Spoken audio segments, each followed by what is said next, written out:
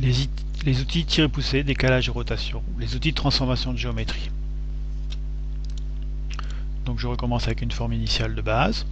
Ici j'ai un rectangle. Si je veux lui donner une épaisseur, je prends l'outil tirer-pousser, je sélectionne et je me déplace vers la direction de l'extrusion, de quel côté je veux mettre de la matière. Je peux reprendre une face existante pour tirer-pousser dans les sens qui me conviennent. Je peux être précis dans ma modélisation si au moment où je pousse ou tire, je rentre directement une valeur et j'augmente la taille de cet objet de la valeur indiquée. L'outil rotation.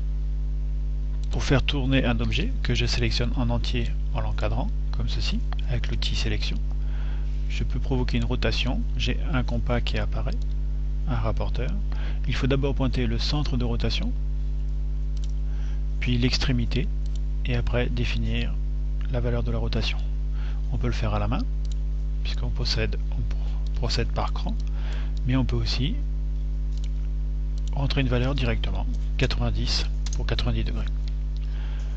On s'aperçoit que le rapporteur change de couleur, il peut être bleu, rouge ou vert, en fonction de l'axe de rotation. S'il est vert, il tourne autour de l'axe Y. S'il est bleu, il tourne autour de l'axe X.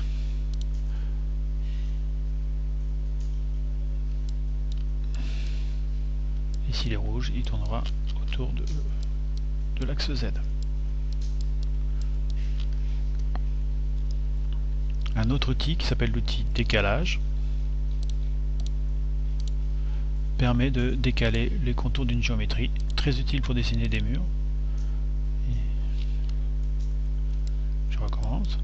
On me dit ici, sélectionnez la face ou les arêtes à décaler. Je sélectionne la face et je décale soit du côté intérieur, soit du côté extérieur, en fonction de la valeur de l'épaisseur de mes murs. Exemple ici 20 cm pour 20 cm. Je pourrais en profiter du coup pour monter ce décalage et réaliser ainsi les murs d'une maison très rapidement. L'outil échelle, qui est ici, permet de changer l'échelle d'un objet. Je sélectionne mon objet avec l'outil sélection, l'échelle entoure, j'ai un cube fictif qui entoure mon objet et en tirant sur les poignées, je le rétrécis ou l'augmente suivant les directions. Et pour faire une réduction homothétique, je prends par les coins opposés supérieur ou inférieur.